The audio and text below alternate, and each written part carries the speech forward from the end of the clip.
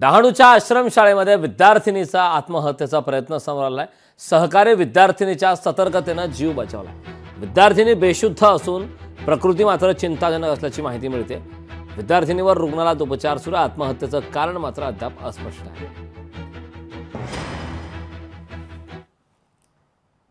घटना आहे ही दुर्दैवी आहे। या ठिकाणी खरंच जे आज लहान मुलं या ठिकाणी राहतात आणि अशा ठिकाणी आत्महत्या करण्याचा प्रयत्न करतात। खरं तर ही दुर्दैवी घटना या शिक्षकांनी आणि शाळेचे जे ट्रस्टी आहेत यांनी खरं तर ह्या ठिकाणी लक्ष दिलं पाहिजे की आताच आपल्याला सगळ्यांना माहित आहे की सगळ्या देशभरात लहान मुलांवरती अत्याचार वगैरे ज्या घटना होतात, अशाच ह्याला अनुसरूनच ही आत्महत्येची एक दुर्दैवी घटना हे प्रकार घडू नयेत म्हणून प्रशासनाने ह्या ठिकाणी लक्ष देऊन आणि ह्याची सुद्धा सखोल चौकशी झाली पाहिजे, हेच फक्त ह्या माध्यमातून आपल्याला एक विनंती करतो।